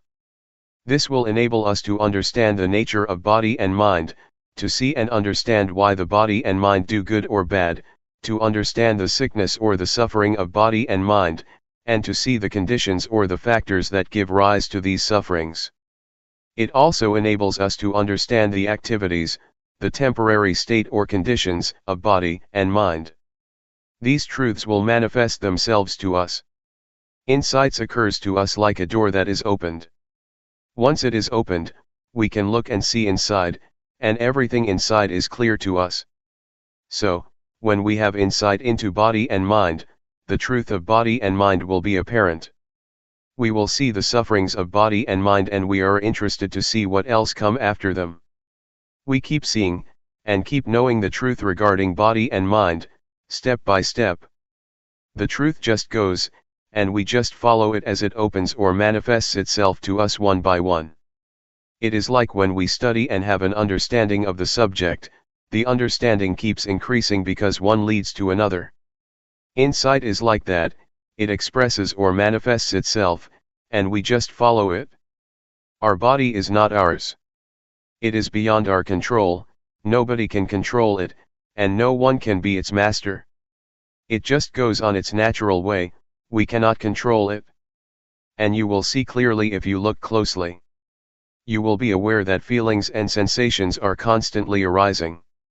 There are feelings and sensations at every moment. Please do not think that feelings just happen when you feel tired or exhausted. They occur all the time and happen every moment. They arise and cease, continually. The continuity of sensation is like a flow. In fact, we have already suffered enough from this continuity. Moreover, we still bring other sufferings into our minds. We suffer when we are subject to old age, sickness, or death, when we experience the undesirable, when we depart from the desirable or beloved ones, or when we cannot fulfill our wishes or cannot reach our expectation. These are all conditions of life that we grasp because of our ignorance, which gives rise to more suffering. But once we know the truth, the reality, these phenomena cannot affect us. Once we know, we just let go. The knowledge which results from meditation is not just knowledge because it also transforms our lives. When we look into it, we realize the truth that is inherent in body and mind. And it just manifests itself. When the truth of body and mind is realized, our minds are transformed and our perceptions changed. When you see suffering, it manifests its reality, its nature.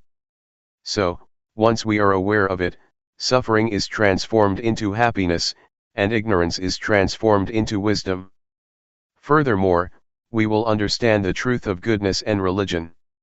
What is religion? What is the teaching? What is the truth?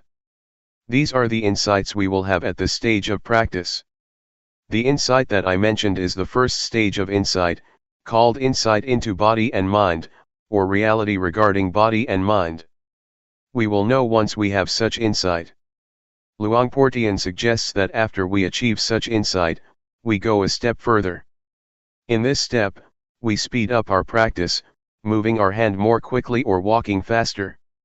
At this time, since we already have mindfulness, we don't need to create it. It is already in us. This time you use mindfulness to look into your body, your mind, your thoughts, and your emotions. This is what we call the stage of mental practice, that is, we emphasize looking at our thoughts. And this state of mental observation is the state that keeps our mind calm, because once we see the thoughts we are not shaken, disturbed, or annoyed by them. We just stay in the state of purity, or pure mind, because our minds are constant and not disturbed by any thoughts. We call this stage, since the mind is normal, the state of sila, morality, the perfection of sila, because sila in Pali means constant, or normal. Since our mind is not disturbed, shaken, or moved by any thoughts, it is called concentration. And since the insight enables us to see what is right and what is wrong, this is wisdom. At this stage we have achieved the threefold training. And this threefold training can eradicate defilement. If the mind is calm, it is like still water. It's good. If the mind is shaken or disturbed by thoughts, it's comparable to rippling water. Calmness and irritation are both states of mind. The water is not the waves are not the water. A wave is just the condition or a temporary state of the water, not its real nature. The same applies to mind. Anger is not mind. It's just a condition of mind, a temporary state. Some people mistake anger as mind or take anger as self. Once anger arises, these people become lost in their thoughts, saying to themselves, "If I can express my anger, I would not regret it even if I have to die." They become lost in the anger, taking it to be self. During your practice, you may experience drowsiness or sometimes have no thoughts at all. These are just temporary states of mind that arise and then disappear, passing through our minds and then fading away. If we stay aware and keep looking, keep being aware of our thoughts, we will see that these are just temporary states of mind, and we will be able to differentiate between objects and their temporary states. When we hear the noise of a drum, or the noise of a machine, these are objects. But when they disturb our minds, such disturbance is a temporary state of mind or mental condition. So just keep practicing awareness, and it will enable you to see the nature of objects, and the reality of the temporary states of things, of objects, of body and mind. In fact, there are more details than that, but I just want to give you a sketch or outline of the insight that will occur in this second stage of the practice. Those who achieve this stage may experience joy, bliss, or rapture, since one is single-minded. I just want you to understand this stage so you won't be careless. One monk, after being absorbed in the bliss of this stage, thought that he would not be attacked by the snakes in the forest. So he just walked to his cottage in the forest at night without using torchlight, because he believed that the cobras numerous in his temple would not bite him. He was wrong. Do not be lost in that pleasant feeling or quality. In this second stage of insight, as I told you, you will be able to see and understand conventional reality or conventional truth, objects, and the temporary state of objects. The objects that I mentioned are both internal and external. The internal objects are the eyes, ears, tongue, nose, body, and mind. The external objects are signs or forms, noise or sound, taste, odor, touch, and mind objects. You will understand that whatever happens to these objects are just their temporary states, not their real nature. So, once you know that, you will have an understanding of reality. Whatever happens to you, insight, or the truth, will tell you what to do. Whatever obstacles or difficulties you may experience in your life or in your mind, even if they are hindrances or negative feelings in your mind, the insight into body and mind will rush to help you, and you will get over them, overcoming them easily. You will go straight through them. The second stage of insight, the differentiation between objects and the temporary states of objects, will rush to help you. The insight into the three common characteristics of impermanence, unsatisfactoriness, and no self, will also accompany you and come to your rescue. That's how you can go through your problems without many difficulties. Awareness enables us to see good and bad, to see happiness and suffering, to see calmness and drowsiness. Once you see it, just see it. Do not get into it or identify with it. I would like to put awareness into a nutshell and give it to all of you, so that you can apply it to your daily lives. Awareness itself is enough. It is the essence or the heart of the practice, and it will enable you to be born of the Dhamma, to be born of the truth. You can be a monk on your own. In our chanting, there is a word in Pali, Saddhammasho. Saddhammasho means that the monks, or the Sangha, are born of the Dhamma, of the realization of the truth. So, if you have realized the truth and your life is born of the truth, you are already a monk or a part of the Sangha, the noble community. Awareness is the only fundamental for the practice that we can rely upon. In the beginning, we start our practice with mindfulness. In the middle or in the process, we depend on mindfulness or awareness. In the end, the goal or the destination is still mindfulness. So, mindfulness is not only the path but also the goal. Mindfulness shows us the path, the proper path, to live our lives. And this enables our minds to be transformed, or born of the Dhamma.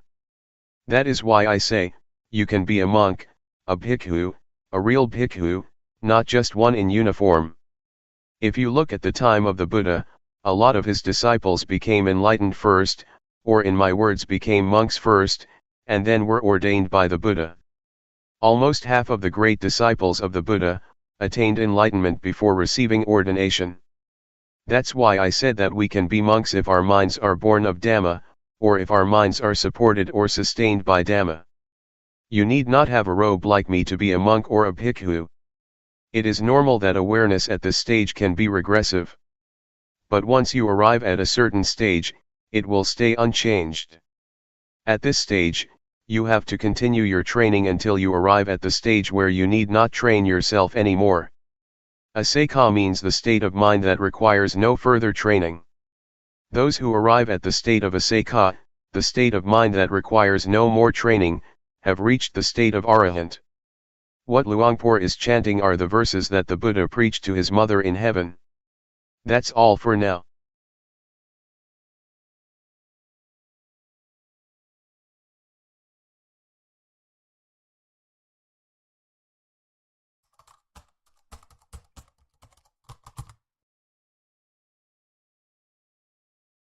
May all beings be at ease. Whatever living beings there may be, whether they are weak or strong, omitting none, the great or the mighty, medium, short or small, the seen and the unseen, those living near and far away, those born and to be born. May all beings be at ease.